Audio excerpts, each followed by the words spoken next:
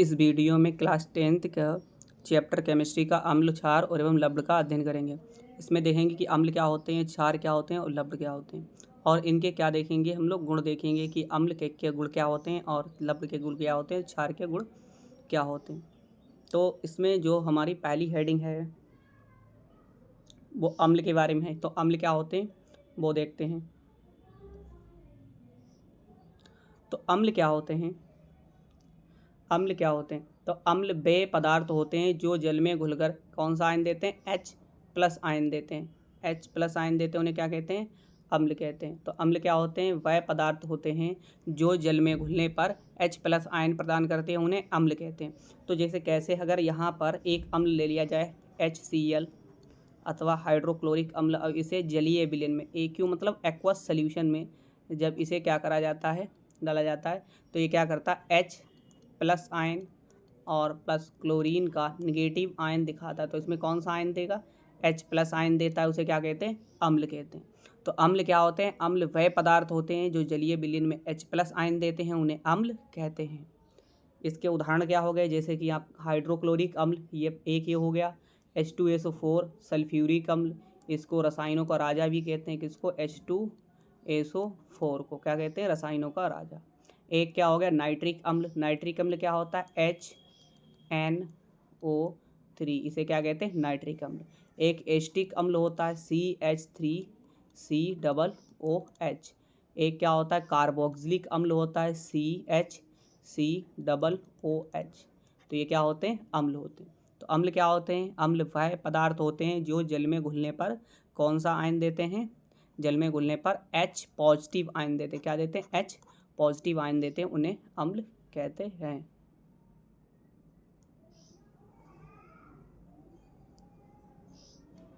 उन्हें क्या कहते हैं, अम्ल कहते हैं।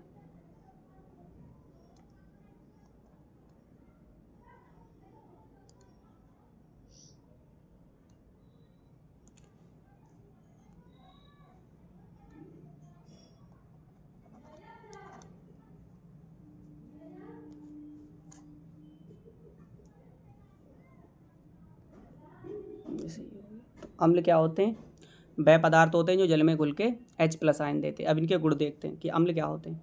अम्ल के गुण, अम्ल जो होते हैं वो स्वाद में खट्टे होते हैं। अम्ल क्या होते हैं, स्वाद में खट्टे होते हैं। और ये नीले लिटमस पेपर को क्या करते हैं, ब्लू लिटमस पेपर को किस में बदल देते हैं, रेड में बदल देते हैं। तो अम्ल क्या होते हैं, वह पदार्थ होते हैं जो जल में घुलने पर H+ आयन देते हैं और स्वाद में खट्टे लगते हैं और नीले लिटमस को लाल में बदल देते हैं। तो उसे क्या कहते हैं, अम्ल कहते हैं। और क्या है इसमें, जैसे अम्ल के बारे में, तो जो लिटमस पेपर है, क्या है, लिटमस पेपर,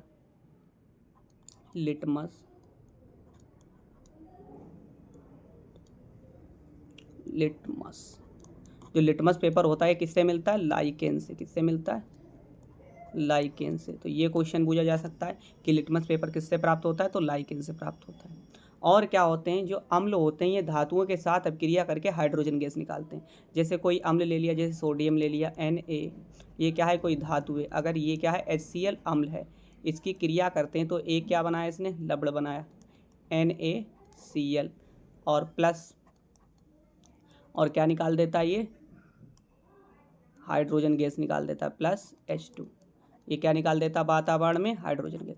तो अम्ल क्या होते हैं, अम्ल अगर किसी धातु से क्रिया करते हैं, किससे क्रिया करते हैं, किसी धातु से क्रिया करते हैं, तो कौन सी गैस निकालते हैं, हाइड्रोजन गैस निकाल देते हैं। और देखते हैं,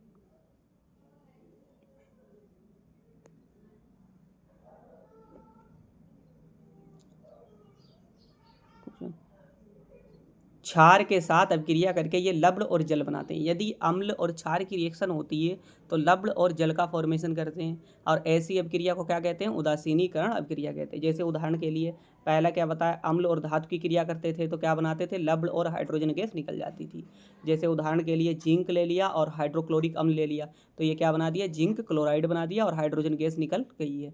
तो किसी भी अम्ल अगर धातु से क्रिया करता है तो कौन सी गैस निकालता है, हाइड्रोजन गैस। और क्या होता है, अगर अम्ल है, ये अम्ल NaOH, ये क्या हो गया, क्षार हो गई, और प्लस ये क्या हो गया, अम्ल HCl। इन दोनों की जब रिएक्शन कराते हैं तो क्या बनता है, एक तो लवण बनता है NaCl, और प्लस क्या बनता है, यहाँ पर NaCl बन गया, NaCl और क्या बनता है यहाँ पे, जल का निर्माण होता है। किसका, जल का। जल क्या होता है, H2O। यदि किसी की अम्ल और क्षार और अम्ल की क्रिया कराते हैं तब लवण बनता है और जल बनता है। इस प्रकार की अभिक्रिया को क्या कहते हैं, उदासीनीकरण अभिक्रिया। क्या कहते हैं,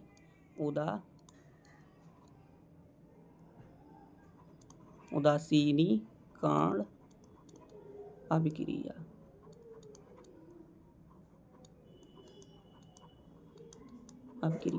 क्या कहते हैं, उदासीनीकरण अभिक्रिया। जब अम्ल और क्षार की आपस में क्रिया होती तो इस प्रकार की अभिक्रिया को उदासीनीकरण अभिक्रिया कहते हैं। इसमें अम्ल और क्षार की जब क्रिया होती तो क्या बनता है, लवण और जल बनता है।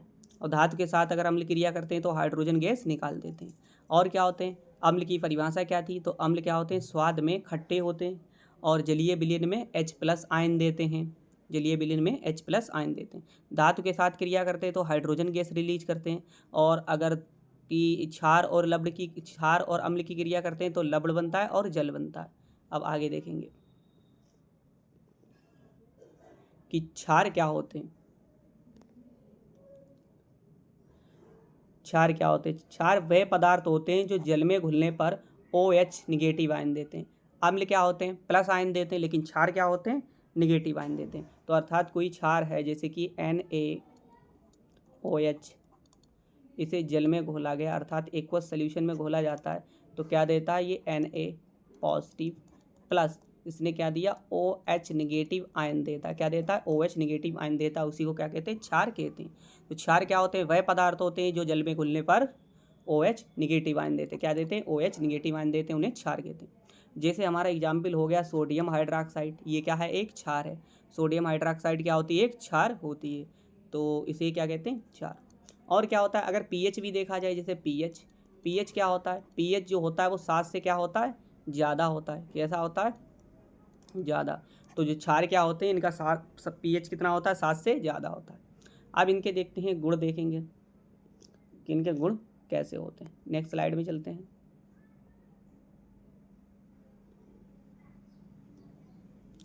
जैसे एक और एग्जाम्पल हो गया पोटेशियम हाइड्रोक्साइड, ये भी एक क्षार है। कैल्शियम हाइड्रोक्साइड, इसी को बुझा चूना भी कहते हैं, ये भी क्या है, एक क्षार है। और क्षार के गुण क्या होते हैं, ये स्वाद में कैसे होते हैं, कड़वे होते हैं। स्वाद में कड़वे होते हैं।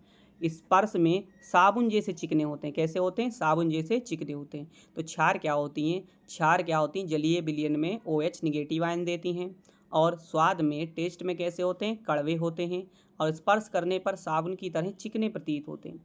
और ये क्या करते हैं, लाल लिटमस पेपर को, कैसे, लाल लिटमस पेपर को किस में बदल देते हैं, नीले में। किस में, नीले में। तो लाल लिटमस को नीला कर देते हैं, लाल लिटमस को नीला कर देते हैं। कौन, क्षार लाल लिटमस को नीला कर देते हैं। और अम्ल के साथ अभिक्रिया करके क्या बनाते हैं, लवण और जल। क्या करते हैं, लवण और जल बनाते हैं।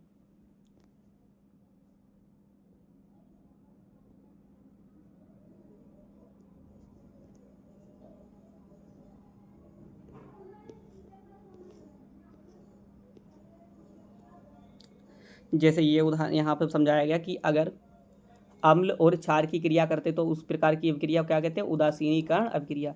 और इसमें क्या बनता है, हमारा लवण और जल बनता है। और क्या नाम, जैसे ये रिएक्शन दिखाई गई है यहाँ पे कि एक अम्ल ले लिया, हाइड्रोक्लोरिक अम्ल, और ये क्या ले ली, क्षार ले ली, सोडियम हाइड्रोक्साइड। जब इनकी आपस में क्रिया कराया गया तो नमक बन गया। क्या बन गया, नमक। इसी को क्या कहते हैं हम लोग, लवण कहते हैं। क्या कहते हैं, लवण भी कहते हैं। क्या कहते हैं, लवण। और ये क्या बनता है, जल। तो ये जल बनता है। इस प्रकार की अभिक्रिया क्या कहते हैं, उदासीनीकरण अभिक्रिया। उदासीनीकरण अभिक्रिया क्या थी, जिसमें क्या होता है, एक अम्ल और क्षार आपस में क्रिया करके नमक कह लो अथवा लवण कह लो और जल बनाते हैं तो उसे उदासीनीकरण अभिक्रिया कहते हैं। तो ये क्या लिखा है पॉइंट, इस प्रकार की अभिक्रिया को उदासीनीकरण अभिक्रिया कहते हैं, न्यूट्रलाइजेशन रिएक्शन कहते हैं। अब आगे हम सूचक को देखते हैं कि सूचक क्या होते हैं।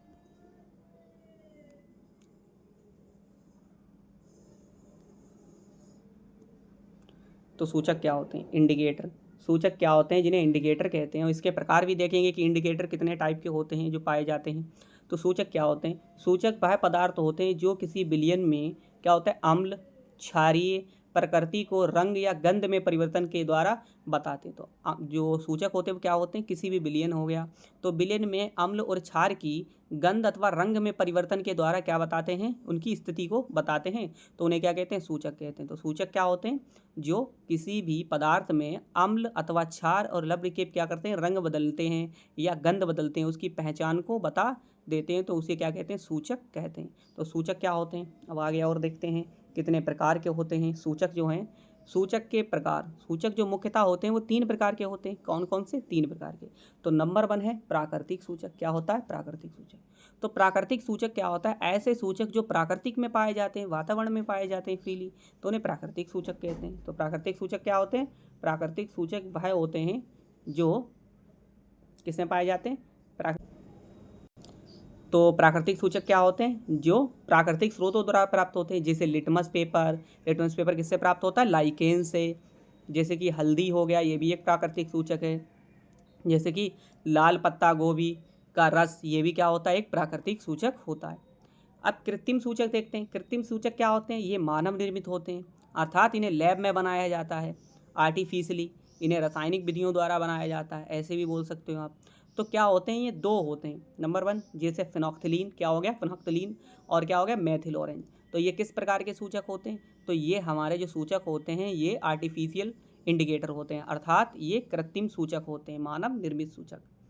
तो इसमें कौन कौन आ गया, मेथिल ऑरेंज और फिनोक्थिलीन। अब आगे देखते हैं।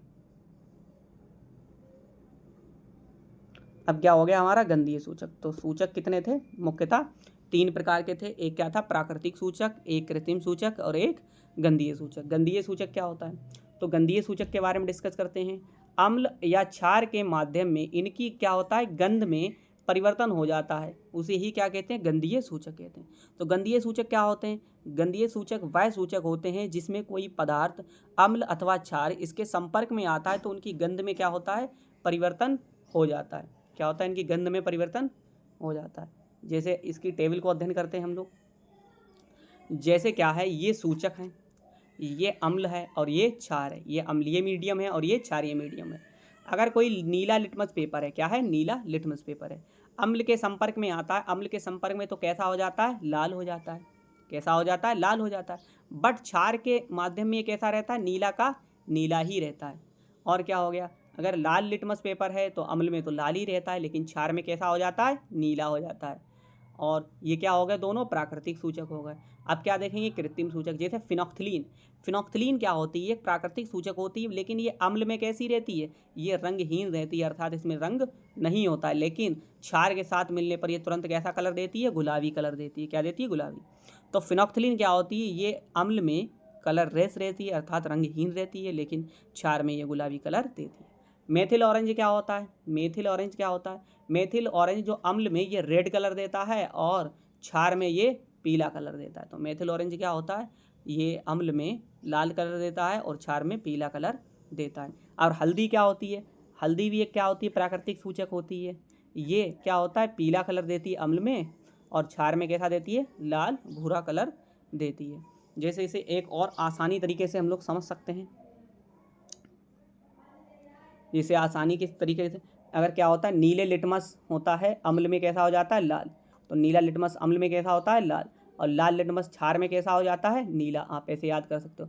फिनोक्थिलीन में अगर हम लोग डालते हैं तो वो क्षार में कैसी होती है, गुलाबी कलर की। कैसी होती है, गुलाबी कलर की। और क्या हो गया, और फिनोक्थिलीन अगर अम्ल में डालते हैं तो कलरलेस रहती है। मेथिल ऑरेंज क्या होता है, अम्ल में ये लाल कलर देता है और क्षार में पीला कलर देता है। हल्दी क्या होती है, क्षार में ये लाल भूरा कलर देती है। तो ऐसे इन्हें याद कर सकते हैं। अब हम लोग आगे देखते हैं, पीएच मीटर के बारे में देखते हैं, या अथवा पीएच पैमाने के बारे में देखते हैं कि पीएच पैमाना क्या होता है। जो पीएच पैमाना होता है, इसकी जो फुल फॉर्म होती है, इसे पोटेंज ऑफ हाइड्रोजन कहते हैं। क्या कहते हैं, पोटेंज ऑफ हाइड्रोजन, या हाइड्रोजन आयन की सांद्रता कहते हैं। अब जैसे कि ये पीएच होता है, पीएच में 0 से 14 तक अंक होते हैं। कितने होते हैं, 0 से 14 तक अंक होते हैं। और इसे किसने दिया था, इसे सोरेनसर ने दिया था। जो पीएच स्केल है इसे किसने दिया था, सोरेनसन नामक एक साइंटिस्ट ने दिया था पीएच स्केल। क्या बता, इसकी फुल फॉर्म होती है पोटेंज ऑफ हाइड्रोजन अथवा हाइड्रोजन आयन की सांद्रता होती है। इसमें क्या कहते हैं हम, इसके प्रयोग द्वारा, इसमें क्या होता है, पीएच स्केल के द्वारा किसी विलयन में अम्ल अथवा क्षार की प्राकृतिक प्राकृतिक बताने के लिए, अर्थात कि अम्ल है अथवा हमारा विलयन अम्लीय है या क्षारीय है, तो वो हम किसके द्वारा बता सकते हैं? पीएच स्केल के द्वारा बता सकते हैं। पीएच स्केल का प्रयोग क्या करा जाता है? अम्ल, क्षार अथवा लवण का बताने में लिए प्रयोग किया जाता है। और पीएच का मान सामान्यतः जो रेंज होती है वो 0 से 14 तक होता है। क्या होता है? 0 से 14 तक। जैसे अगर हम देखना चाहें इसको,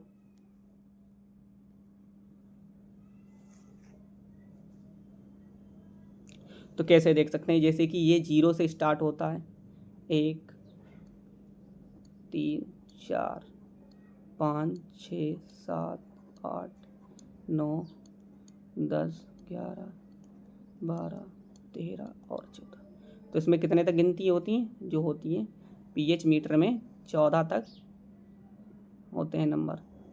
कितने होते हैं? 14 तक। जो यदि 7 से क्या होता है? 7 से कम होता है। 7 से कम तो वो कैसा होता है? मीडियम अम्लीय। कैसा होता है? अम्ल होता है। अगर 7 ही पीएच होता है, कितना होता है? 7, तो वो होता है लवण। क्या होता है? लवण। अगर 7 से क्या होता है? ज़्यादा होता है। कैसा होता है? 7 से ज़्यादा, तो वो क्या होता है? क्षार होता है। क्षार। तो पीएच के द्वारा हम लोग क्या पता कर सकते हैं कि किसी विलयन में अम्ल है या वो क्षारीय है। तो पीएच स्केल में कितने होते हैं? 0 से 14 तक गिनती होती है। कितने तक होती हैं? 14 गिनती अथवा नंबर होते हैं। तो इसमें अगर आपका क्या है? पीएच जो है वो 7 से कम है। क्या है? 7 से कम है। कैसा है? कम है। तो वो विलयन जो होता है वो अम्लीय होता है। कैसा होता है? अम्लीय प्रवृत्ति का। यदि किसी का पीएच 7 है, तो 7 होता है वो कैसा होता है? लवण होता है। लवण अर्थात जैसे कि जल। जल क्या होता है? एक लवण होता है। क्या होता है? लवण। इसका पीएच कितना होता है? 7 से कम, 7 होता है। और अगर 7 से ज़्यादा होता है तो विलयन वो कैसा होता है? क्षारीय। कैसा होता है? क्षारीय। जैसे यहाँ पे ये पॉइंट लिखे गए हैं। जैसे यदि किसी का पीएच 7 से कम होता है तो विलयन कैसा होता है? अम्लीय। यदि किसी का पीएच 7 से ज़्यादा होता है तो वो कैसा 7 होता है तो कैसा होता है? उदासीन। और 7 से अगर आपका ज़्यादा होता है तो कैसा होता है? क्षारीय। उदाहरण के लिए अगर लेना चाहें, इसमें हमने बताया है कि अगर जल क्या होता है? जल होता है उदासीन, अर्थात जल का जो पीएच होता है वो कितना होता है? 7 होता है। और रक्त का पीएच कितना होता है? रक्त का पीएच होता है 7.4। तो रक्त का पीएच कितना होता है? 7.4। तो ये एल्कलाइन मीडियम होता है, अर्थात क्षारीय मीडियम का होता है। तो आपको पता चल गया कि पीएच क्या होता है, पीएच की फुल फॉर्म क्या होती है। और इसमें हम लोग किसका अध्ययन करते हैं? जैसे अम्ल और क्षार का पता लगाने में पीएच स्केल का यूज होता है। तो आगे देखते हैं। अब इसका पीएच का महत्व देखते हैं कि पीएच क्या है महत्वपूर्ण। इसमें कुछ बताया गया, जैसे कि हमें क्या होता है? पीएच जितना कम होता है विलयन उतना ही अधिक अम्लीय होता है। अर्थात जिसका पीएच 1 होगा या 2 होगा वो बहुत ही अम्लीय प्रवृत्ति का होगा। जिसका पीएच 7 के करीब में होता है वो कैसा होता है? दुर्बल अम्ल होता है। कैसा होता है?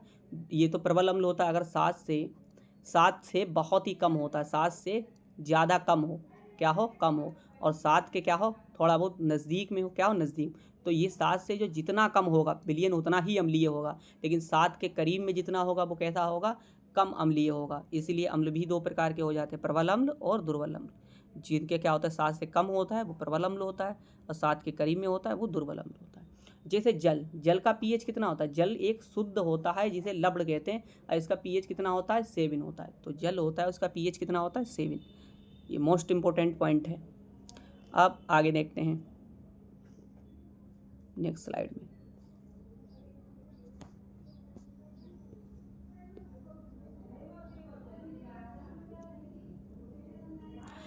अब देखेंगे दैनिक जीवन में पीएच का क्या महत्व है। तो दैनिक जीवन में पीएच का क्या महत्व है? ये क्या होता है? हमारे शरीर में क्या होता है? हमारे शरीर में विभिन्न जैविक क्रियाएं होती हैं, और जैविक क्रियाओं को कंप्लीट कराने के लिए हमें पीएच की आवश्यकता होती है। क्या होती है? पीएच की आवश्यकता। जैसे बताया गया है पेट में, तो पेट में कैसा होता है? तो पेट में एक होता है हमारे अम्ल बनता है, हाइड्रोक्लोरिक अम्ल। क्या बनता है? हाइड्रोक्लोरिक अम्ल बनता है। और ये किसके द्वारा बनता है? ऑक्सीनेटिंग सेल द्वारा। किसके द्वारा? ऑक्सीनेटिंग सेल द्वारा बनता है। ऑक्सीनेटिंग कोशिकाओं द्वारा बनता है। इसका काम क्या होता है? ये जो होता है ये HCl हमारे में तो क्या होते हैं?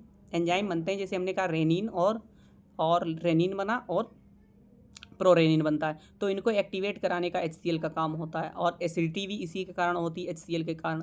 तो हमने क्या बताया कि जो हाइड्रोक्लोरिक है इसकी अगर अधिकता हो जाती, क्या होती है, अधिकता हो जाती है, तो हमारे पेट में क्या हो जाती है, अम्लता बनने लगती है। अम्लता अर्थात एसिडिटी होने लगती है। तो एसिडिटी होने लगती है तो किसकी वजह से होता है, हाइड्रोक्लोरिक एसिड की वजह से होता है। तो अथवा ना ही हाइड्रोक्लोरिक कम बनना चाहिए, ना ही ज़्यादा बनना चाहिए। अगर ज़्यादा बन जाता है तो हमारे क्या हो जाती है, एसिडिटी होने लगती है। और इसकी एसिडिटी को दूर करने के लिए हम क्या लेते हैं, इनू लेते हैं। इनू का फॉर्मूला क्या होता है, MgOH का होल ट्वाइस। क्या होता है, इसे इनू कहते हैं, मैग्नीशियम हाइड्रोक्साइड। जब ये लेते हैं ये क्या होती है, एक क्षार, क्षार और अम्ल मिलता है तुरंत न्यूट्रलाइज हो जाते हैं, तो एसिडिटी क्या होती है, ख़त्म हो जाती है। और मैंने क्या बताया, अगर अम्ल की मात्रा, ये हाइड्रोक्लोरिक की मात्रा कम हो, देखो क्या होती है, अम्लता कम करने के लिए, मतलब सॉरी, जैसे कि यहाँ बताया गया था कि अगर आपने हाइड्रोक्लोरिक अम्ल जो है ज़्यादा सेक्रेट हो रहा है तो एसिडिटी हो जाती। इस एसिडिटी को दूर करने के लिए मैंने क्या बताया, एंटा एसिड का प्रयोग करते हैं। एंटा एसिड अथवा इसी को कहते हैं इनू, मैग्नीशियम हाइड्रोक्साइड। इसका उपयोग करते हैं तो एसिडिटी क्या हो जाती है, हमारी दूर हो जाती है। दांत का क्षरण, दांत का क्षरण कैसा होता है, यदि किसी अम्ल का जो पीएच, अम्ल का जिसी विलयन का पीएच कितना हो जाए, जो पीएच है वो पीएच कितना हो जाए, 5.5 से क्या हो जाए, कम हो जाए, तो हम लोग क्या होते हैं, दांत गिरने लगते हैं। तो दांत कब गिरते हैं, जब पीएच कितना हो जाता है, विलयन का 5.5 से कम हो जाता है, तो दांत का क्षरण होने लगता है अथवा दांत गिरने लगते हैं। अब आगे देखते हैं, जैसे कि मिट्टी का पीएच हो गया, मिट्टी का पीएच, अगर मिट्टी का पीएच मेंटेन रहता है तो फसल क्या होती है, प्रॉपर बहुत ही अच्छी होती है, क्रॉप अच्छी होती है। और बट जब यदि पीएच अगर मेंटेन नहीं रहता है किसी भी फील्ड का, तो क्या होती है, उसमें फसल की वृद्धि दर भी गिर जाती है और फसल अच्छी भी नहीं होती। तो क्या है, फसलों की अच्छी वृद्धि के लिए मिट्टी का उच्चतम पीएच होना चाहिए, अर्थात फसल जो है, क्रॉप है तो अच्छी होने के लिए तो उसमें क्या होना चाहिए, पीएच उसका मेंटेन होना चाहिए। तो अम्ल की, अब और आगे देखते हैं, थोड़ा अध्ययन करते हैं कि अम्ल की धातुओं के साथ अब क्रिया होती है तो क्या करते हैं। तो अम्ल यदि धातु के साथ क्रिया करता है तो लवण बनाता है और हाइड्रोजन गैस रिलीज कर देता है। फॉर एग्जाम्पल क्या हो गया, मैग्नीशियम और हाइड्रोक्लोरिक की अम्ल की रिएक्शन कराते हैं, तब क्या बनता है, मैग्नीशियम क्लोराइड और हाइड्रोजन गैस क्या होती है, रिलीज हो जाती है। क्या हो जाती है, रिलीज हो जाती है। जैसे यहाँ लिखा है, हाइड्रोजन गैस की पहचान के लिए जलती हुई तीली पास लाने पर पॉप आवाज़ आती है। अर्थात जब ये रिएक्शन को चेक करने के लिए कि यहाँ पर धातु अगर क्रिया अम्ल से करती है, हाइड्रोजन गैस निकलती है, तो इसको चेक करने के लिए क्या करते हैं, जब ये गैस निकलती है तो इसके हाइड्रोजन के बुलबुले निकलते हैं। जब इस बुलबुले के पास माचिस की तीली ले जाते हैं तो कैसी साउंड आती है, तो इसमें पॉप साउंड आती है, तो ये जलने लगती है। यदि अम्ल की धातु कार्बोनेट के साथ रिएक्शन करते हैं तो कौन सी गैस निकलता है, कार्बन डाइऑक्साइड। यदि अम्ल की धातु कार्बोनेट के साथ रिएक्शन करते हैं तो कार्बन डाइऑक्साइड रिलीज करता है। ये भी एक क्या है, एग्जाम के पॉइंट ऑफ व्यू से बहुत ही इंपॉर्टेंट पॉइंट है। जैसे हमने क्या लिया, सोडियम कार्बोनेट लिया प्लस हाइड्रोक्लोरिक अम्ल लिया, इसकी रिएक्शन करा दी तो लवण बन गया और प्लस जल बन गया, और क्या निकल गई, एटमॉस्फेयर में कार्बन डाइऑक्साइड रिलीज हो जाती है। तो किसी भी धातु कार्बोनेट के साथ रिएक्शन करता है तो क्या बनाता है, एक तो लवण बन जाता है, एक जल और एक कार्बन डाइऑक्साइड एटमॉस्फेयर में रिलीज हो जाती है। और अब देखते हैं नेक्स्ट, अम्ल और धातु हाइड्रोकार्बोनेट के साथ रिएक्शन करते हैं तो क्या बनता है, लवण, कार्बन डाइऑक्साइड और जल का फॉर्मेशन होता है।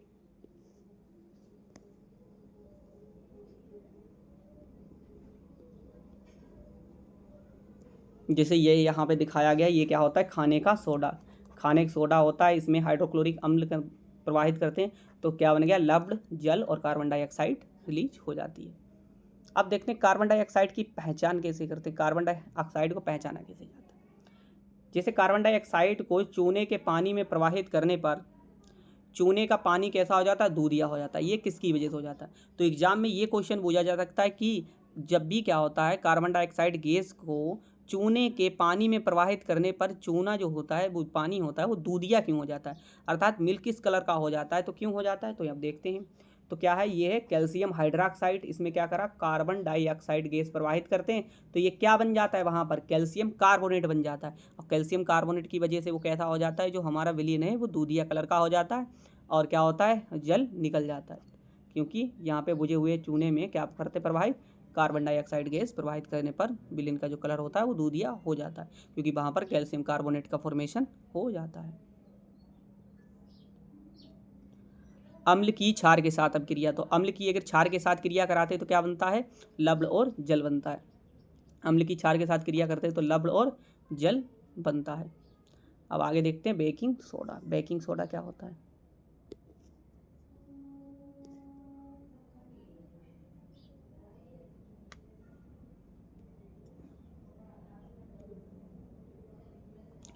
बेकिंग सोडा को या इसी को कहते हैं खाने का सोडा। क्या कहते हैं? खाने का सोडा। सोडा।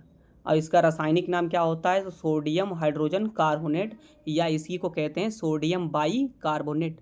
इसे ये इस नाम से जानो, सोडियम हाइड्रोजन कार्बोनेट, या इसी को कहते हैं sodium by carbonate. By carbonate.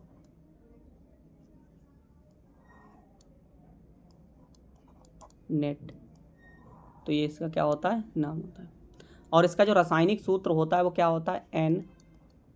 NaHCO3। तो खाने के सोडे का रासायनिक नाम होता है सोडियम हाइड्रोजन कार्बोनेट, अथवा इसी को सोडियम बाई कार्बोनेट भी कहते हैं। और इसका जो रासायनिक सूत्र होता है वो क्या होता है? NaHCO3। क्या होता है? NaHCO3 इसका रासायनिक नाम होता है। अब देखेंगे कि बेकिंग सोडे का फॉर्मेशन कैसे होता है, कि कैसे बेकिंग सोडा को बनाया जाता है। ये क्या होती है, एग्जाम में इसकी विधि पूछ ली जाती है, और इसकी रिएक्शन की बेकिंग सोडे का फॉर्मेशन कैसे होता है, और प्रक्रिया भी पूछ लेता है। तो बेकिंग सोडा जो है, बेकिंग सोडा निर्माण करने के लिए कौन सी प्रक्रिया यूज करी जाती है? सॉल्वे प्रक्रिया। क्या? सॉल्वे। तो बेकिंग सोडा सॉल्वे प्रक्रिया द्वारा बनाया जाता है। इसमें क्या करते हैं, इस विधि में क्या करते हैं, सोडियम क्लोराइड के संतृप्त विलयन में अमोनिया गैस, क्या हो गया? अमोनिया गैस, और कार्बन डाइऑक्साइड को प्रवाहित करने पर किसका फॉर्मेशन हो जाता है? सोडियम हाइड्रोजन कार्बोनेट का फॉर्मेशन हो जाता है। और ये क्या होता है? जो कि कम घुलनशील होने के कारण अवक्षेप के रूप में प्राप्त होता है। तो सोडियम हाइड्रोजन कार्बोनेट अथवा बेकिंग सोडा है या खाने का सोडा, ये अवक्षेप के रूप में प्राप्त होता है। कैसे प्राप्त होता है? कहना सही, इसमें क्या होता है, जो सोडियम क्लोराइड और प्लस अमोनिया हो गया, NH3 हो गया, और कार्बन डाइऑक्साइड को जब प्रवाहित करते हैं जल के साथ, तब क्या बनता है? ये सोडियम हाइड्रोजन कार्बोनेट बनता है। और क्या बनता है? Ammonium chloride. क्या बना? Ammonium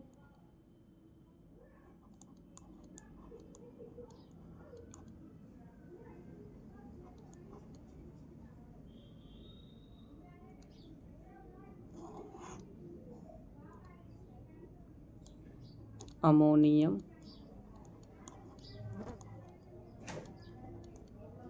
ammonium chloride. Ammonium chloride का फॉर्मेशन होता है। इसी को नौसादार भी क्या कहते हैं? क्या कहते हैं?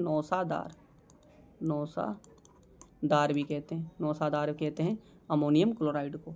और ये क्या बनता है? ये जो NaHCO3 ये क्या बना था? बेकिंग सोडा बना था, या इसी को खाने का सोडा कहते हैं। तो खाने का सोडा कैसे बनता है? खाने का सोडा हमारा बनता है, खाने के सोडे में अगर हम नमक अर्थात NaCl, लवण और NH3 और कार्बन डाइऑक्साइड और जल का प्रवाहित करते हैं तो खाने के सोडा और अमोनियम क्लोराइड का फॉर्मेशन होता है। बेकिंग सोडा के कुछ उपयोग देखते हैं कि बेकिंग सोडा किस काम में आता है।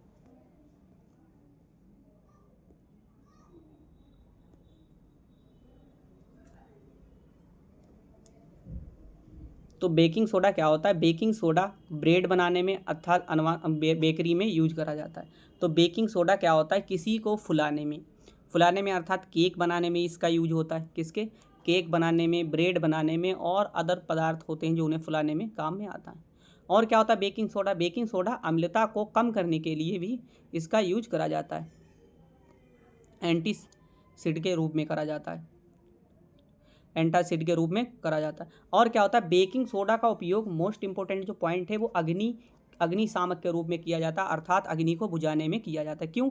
क्योंकि बेकिंग सोडा का जो फार्मूला होता है NaHCO3 होता है। जब इसे क्या होता है, इसके अंदर क्या होता है, कार्बन के अणु होते हैं, कार्बन ऑक्साइड के अणु होते हैं, जो क्या करते हैं, किसी भी आग को बुझाने में काम में लिए जा सकते हैं। तो अर्थात बेकिंग सोडा का यूज क्या होता है? आग को बुझाने में भी होता है, ब्रेड और केक बनाने में अथवा उन्हें फुलाने में यूज करा जाता है, और सोडा एसिड या अग्निशामक के रूप में भी इसका उपयोग किया जाता है। इसे जब गर्म किया जाता है तब क्या बनता है? सोडियम कार्बोनेट बनता है, जल बनता है, और कार्बन डाइऑक्साइड जो अग्नि को बुझाने में उपयोग होती है।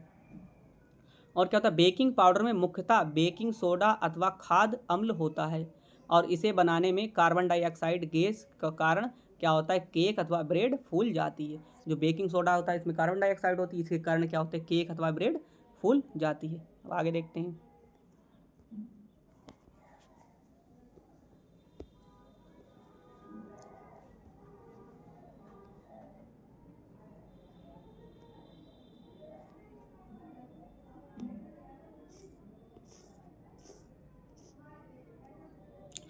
बेकिंग सोडा के बाद हम लोग बासिंग सोडा देखते हैं, या इसी को कहते हैं धावन सोडा। क्या कहते हैं,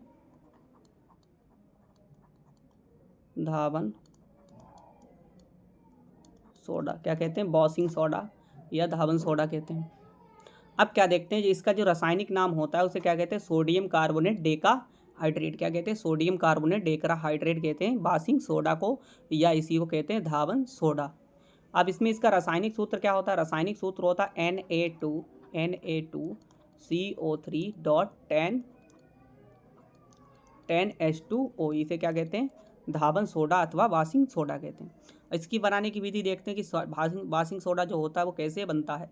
ये बहुत बार एग्जाम में पूछा गया है कि बासिंग सोडा की बनाने की विधि और इसकी रासायनिक समीकरण लिखिए। अब इसमें कैसे बनाते हैं, तो बासिंग सोडा जो होता है, बासिंग सोडा में अथवा मुख्य सोलवेई प्रक्रिया के द्वारा बासिंग सोडा का भी फॉर्मेशन किया जाता है। इसमें क्या किया जाता है, पहले क्या करते हैं, सोडियम क्लोराइड के संतृप्त विलयन में अमोनिया NH3 और कार्बन डाइऑक्साइड को प्रवाहित करने पर क्या बनता है, सोडियम हाइड्रोजन कार्बोनेट का फॉर्मेशन होता है और क्या बनता है, अमोनियम क्लोराइड बनता है। अमोनियम क्लोराइड बनता है, फिर इसके बाद सोडियम हाइड्रोजन कार्बोनेट के गर्म के करने के बाद Na2CO3 प्राप्त होता है। क्या होता है, Na2CO3 प्राप्त होता है। जिससे इसकी रिएक्शन देखते हैं कैसे। इसमें क्या हुआ, फिर दोबारा रिएक्शन में क्या करते हैं, सोडियम हाइड्रोजन कार्बोनेट को क्या करते हैं, गर्म करते हैं। क्या करते हैं, गर्म। तो सोडियम कार्बोनेट बनता है, कार्बन डाइऑक्साइड और जल बनता है। और जो ये सोडियम कार्बोनेट बना, क्या बना, सोडियम कार्बोनेट Na2CO3। इसकी रिएक्शन कराते हैं 10 मोलिक्यूल वाटर से, 10 मोलिक्यूल वाटर से, H2O से। क्या करते हैं, सोडियम कार्बोनेट की रिएक्शन 10 अणु जल से कराने पर क्या बनता है, sodium carbonate Deka hydrate. Sodium carbonate Deka hydrate में 10 अणु क्या होते हैं, जल के बनते हैं। तो इस प्रकार की विधि द्वारा हम लोग क्या बनाते हैं, धावन सोडा बनाते हैं। अब इस धावन सोडा के क्या देखेंगे, कुछ उपयोग देखेंगे कि ये किसमें उपयोग लिया जाता है। धावन सोडा कह दो अथवा बासिंग सोडा कह दो। तो धावन सोडा का सर्वप्रथम जो उपयोग होता है उसे कपड़े धोने में किया जाता है। किसमें, कपड़े धोने में। कपड़े धोने में कैसे, वाशिंग सोडा का उपयोग कपड़े की साफ सफाई अथवा धुलाई में किया जाता है। तो वाशिंग सोडा का उपयोग कहाँ होता है, कपड़े की साफ सफाई अथवा धुलाई में होता है। कांच, साबुन एवं कागज का उद्योग में किया जाता है। इसका उपयोग कांच अथवा साबुन और कागज के निर्माण में भी इसका उपयोग किया जाता है वाशिंग सोडा का। जल की स्थायिता को स्थायी की कठोरता को क्या होता है, दूर करने के लिए। जल की स्थायी कठोरता को दूर करने में किसका उपयोग करा जाता है, वाशिंग सोडा अथवा धावन सोडा कहते हैं। तो वाशिंग सोडा का उपयोग जल की स्थायी कठोरता को दूर करने में किया जाता है। विभिन्न रसायनों के निर्माण में किया जाता है। कई अन्य सोडियम यौगिक के निर्माण में किया जाता है और उद्योग में भी किया जाता है। और इसका जो प्लस पॉइंट है, इसके सफाई के लिए इसका उपयोग किया जाता है। किसके लिए, सफाई के लिए इसका उपयोग किया जाता है। इसका उपयोग घरेलू स्तर में सफाई करने के लिए पदार्थ के रूप में भी किया जाता है।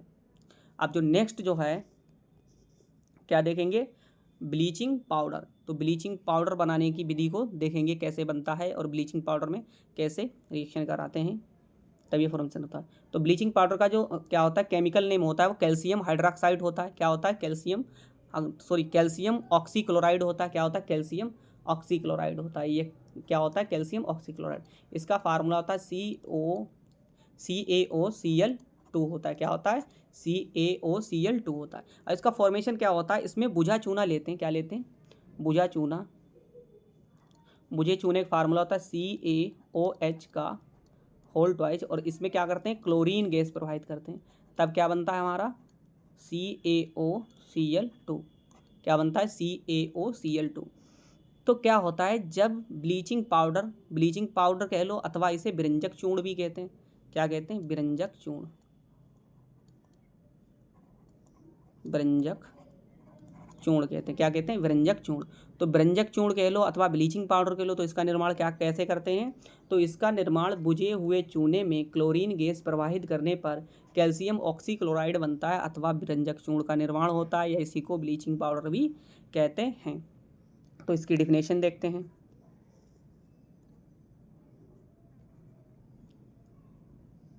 इसमें क्या होता है? शुष्क बुझे चूने में कैल्शियम हाइड्रोक्साइड की में क्लोरीन गैस प्रवाहित करने पर ब्लीचिंग पाउडर बनता है। इसकी जो रासायनिक रिएक्शन है वो क्या है? वो है बुझे हुए चूने में जब क्लोरीन गैस प्रवाहित करते हैं तो क्या बना हमारा? कैल्शियम ऑक्सीक्लोराइड और प्लस जेल का फॉर्मेशन होता है। और इसका जो उपयोग है, उपयोग क्या करते हैं? पानी को साफ करने में करते हैं। पानी को साफ करने में, अर्थात उसमें कीटाणु होते हैं, बैक्टीरिया होते हैं, जीवाणु जो होते हैं उसे क्या करते हैं? उन्हें मार देते हैं। इसीलिए ये कीटाणु को क्या करता है? कीटाणु रहित पानी को बना देता है, अर्थात फ्रेश कर देता है, साफ कर देता है ब्लीचिंग। और क्या होता है? सूती एवं क्या लिखा है? नीलन कपड़ों को साफ करने में व्यंजित किया जाता है। इसका उपयोग करा जाता है सूती वस्त्रों को साफ करने में। और नेक्स्ट देखते हैं आगे।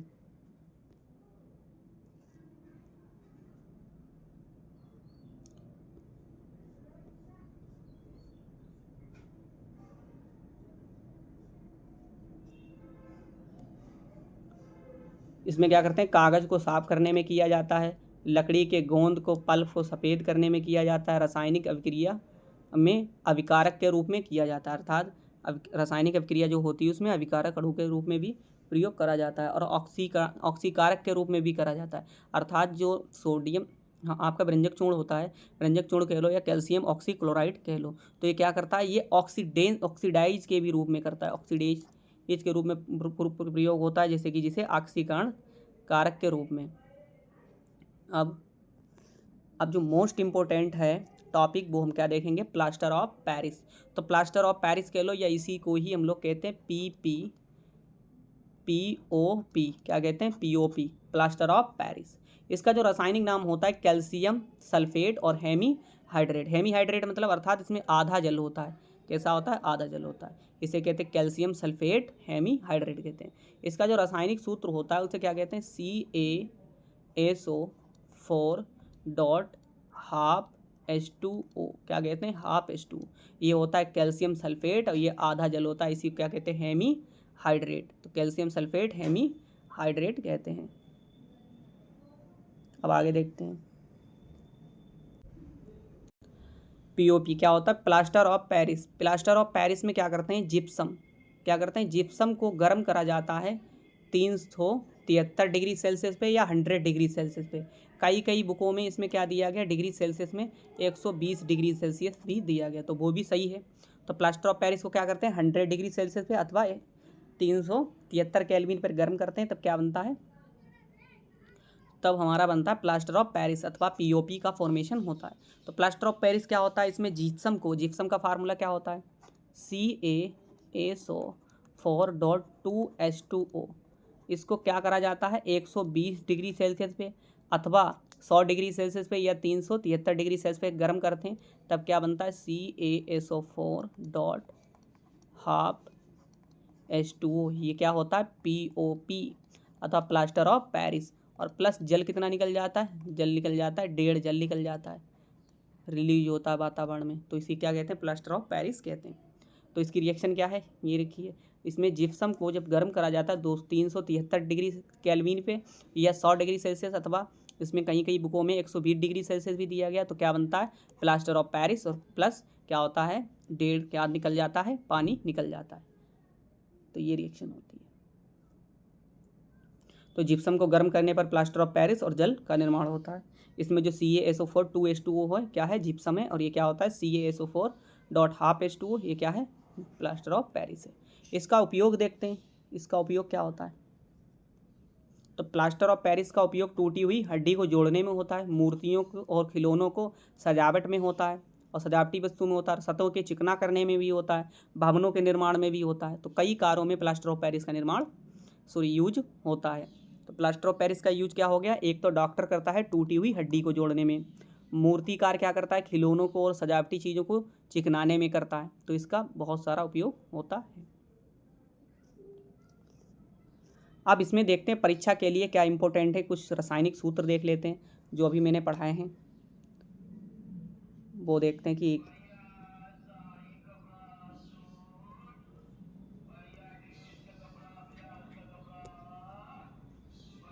जैसे पहला सूत्र क्या होता है, ये बहुत ही इंपॉर्टेंट है, हाइड्रोक्लोरिक अम्ल। और दूसरा क्या है, सल्फ्यूरिक अम्ल H2SO4। तीसरा क्या है, नाइट्रिक अम्ल HNO3। और क्या है, क्षार है ये सोडियम हाइड्रोक्साइड। और ये क्या है, सोडियम हाइड्रोजन कार्बोनेट, इसी को खाने का सोडा कहते हैं। ये खाने के सोडे का है फार्मूला, या बेकिंग सोडा। अब ये क्या हो गया, बासिंग सोडा। बासिंग सोडा का सूत्र क्या होता है, NaHCO3, ये बासिंग सोडा होता है। और ब्लीचिंग पाउडर का क्या होता है जो केमिकल फार्मूला, CaOCl2, इसी को व्यंजक चूर्ण भी कहा जाता है। POP अथवा प्लास्टर ऑफ पेरिस का फार्मूला क्या होता है, CaSO4.12H2O। जिप्सम क्या क्या होता है, CaSO4.2H2O। तो यहाँ पर ये क्या होता है, वीडियो समाप्त होता है। यदि आपको अच्छा लगा हो तो लाइक करें, सब्सक्राइब करें एंड कमेंट करें, और अपने फ्रेंड को भी ये वीडियो फॉरवर्ड कर दें, जिससे उन्हें भी क्या हो, कुछ प्रॉफिट हो, कुछ अच्छा लाभ मिले उन्हें। धन्यवाद।